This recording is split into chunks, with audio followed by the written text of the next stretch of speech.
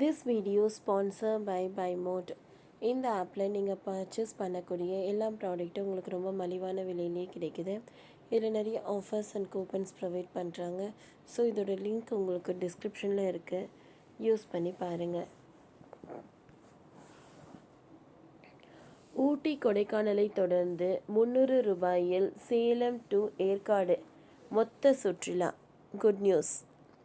தமிழ்நாடு அரசு போக்குவரத்து கழகம் சேலம் மண்டலம் மூலமாக சுற்றுலா பயணிகளின் வசதிக்காக 4/5/2025 முதல் கோடைக்காலம் முடியும் வரை தினமும் காலை 8:30 மணிக்கு சேலம் புதிய பேருந்து நிலையத்தில் இருந்து புறப்பட்டு ஏற்காட்டில் உள்ள முக்கிய சுற்றுலா தலங்களை கண்டு கழித்து மீண்டும் சேலம் புதிய பேருந்து நிலையத்திற்கு மாலை 7 மணிக்கு நிறைவு செய்யும் வகையில் சிறப்பு பேருந்து வசதி ஏற்பாடு செய்யப்பட்டுள்ளது.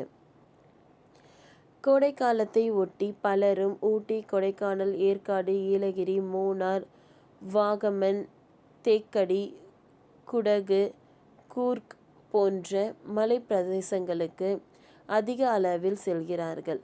இதில் பலர் ஊட்டி, கொடைக்கானலில் குவிந்து வருகிறார்கள். அதேபோல் ஏழைகளின் ஊட்டி என்று அழைக்கப்படும் ஏற்காட்டிற்கு பலர் செல்ல தொடங்கியுள்ளனர். சேலம் மாவட்டம் ஏற்காட்டை பொறுத்தவரை ஊட்டி, கொடைக்கானல் அளவிற்கு குளுகுளுவென இருக்காது என்றாலும் ஓரளவுக்கு கிளைமேட் நன்றாக இருக்கும். அடர்ந்த காடுகள், ஏரியின் படகு பயணம், காடுகளுக்கு நடுவில் வீடுகள், குளிர், இரவு குளிர் என்று கிளைமேட் சற்று வித்தியாசமாக இருக்கும். ஏற்காடு சுற்றுலா தலத்தை பொறுத்தவரை சேலத்திற்கு அப்படியே தலைகீழ் அமைந்துள்ள சுற்றுலா தலம் ஆகும். கிழக்கு தொடர்ச்சி மலை சேர்வராயன் மலைத்தொடரில் உள்ள சுற்றுலா தலம் ஆகும். ஏற்காடு சுற்றுலா தலத்தை பொறுத்தவரை கடல் மட்டத்தில் இருந்து 1515 மீட்டர் உயரத்தில் அமைந்துள்ளது. அதாவது 4969 அடி உயரத்தில் இருக்கிறது. சேலத்தில் இருந்து ஏற்காட்டுக்கு பேருந்து வசதி அதிக அளவில் உள்ளது. சேல பேருந்து நிலையத்தில் இருந்து சென்னை, மதுரை, திருச்சி, கோவை, திருநெல்வேலி, திருவண்ணாமலை, கோயம்புத்தூர், புதுச்சேரி, திருப்பதி உள்ளிட்ட இந்தியாவின் எங்கு வேண்டுமானாலும் போக முடியும். ஏற்காட்டில் உள்ள ஏரி மற்றும் அண்ணா பூங்கா பார்வையாளர்களுக்கு மிகவும் பிடித்த இடமாகும். இதேபோல் இந்திய தரவியல் கழகத்தின் பராமரிக்கப்படுகின்றன தரவியல் பூங்கா இருக்கிறது. மேலும் ஏற்காட்டில் இருந்து 3 கிலோமீட்டர் தொலைவில் கிள்ளியூர் நீர்வீழ்ச்சியும் சிறந்த சுற்றுலா தலம் ஆகும். ஏரியிலிருந்து விழித்தோடும் நீர் இங்கு நீர்வீழ்ச்சியாக விழுகிறது.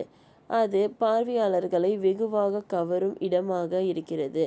சேர்வராயன் கோவில், பக்கோடா காட்சி முனை, ராஜராஜேஸ்வரி கோவில், பட்டு பண்ணை, ரோஜா தோட்டம் என ஏராளமான இடங்கள் உள்ளன. ஏற்காட்டை பொறுத்தவரை திடீரென மழை பொழியும் வாய்ப்பு அதிகம் உள்ள இடம் ஆகும். சுற்றுலா பயணிகள் செல்லும் நாளில் மழை விழுந்தால் கிளைமேட் மிக அருமையாக மாறிவிடும். அடிக்கடி மழையின் காரணமாக அங்கு வானிலை அடியோடு மாறும். அதை ரசிக்கவே சேலத்தில் இருந்து பலர் அடிக்கடி ஏற்காடு செல்வார்கள். இதற்கு கோடை விடுமுறை காலம் என்பதால் சுற்றுலா பயணிகள் வருகை அதிகமாக உள்ளது.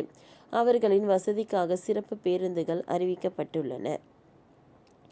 தமிழ்நாடு அரசு போக்குவரத்து கழகம் சேலம் மண்டலம் மூலமாக சுற்றுலா பயணிகளின் வசதிக்காக 4/5/2025 முதல் கோடைக்காலம் முடியும் வரை தினமும் காலை 8:30 மணிக்கு சேலம் புதிய பேருந்து நிலையத்தில் இருந்து புறப்பட்டு ஏற்காட்டில் உள்ள முக்கிய சுற்றுலா தலங்களை கண்டு கழித்து மீண்டும் சேலம் புதிய பேருந்து நிலையத்திற்கு மாலை 7 மணிக்கு நிறைவு செய்யும் வகையில் சிறப்பு பேருந்து வசதி ஏற்பாடு செய்யப்பட்டுள்ளது.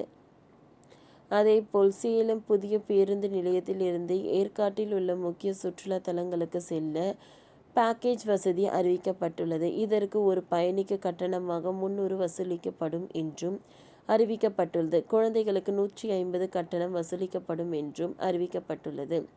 300 ரூபாய் பேக்கேஜ் திட்டத்தை பொறுத்தவரை சேலம் பேருந்தில் ஏறி ஏற்காட்டில் உள்ள கரடியூர் காட்சி முனை, சேரவராயன் கோவில், மஞ்சைக்குட்டை காட்சி முனை, pakoda point, ladies seat, gents seat, rose garden, Yercaud ஏரி, அண்ணா பூங்கா, மான் பூங்கா, தாவரவியல் தோட்டம் ஆகிய 11 இடங்களை சுற்றி பார்த்துவிட்டு வரலாம்.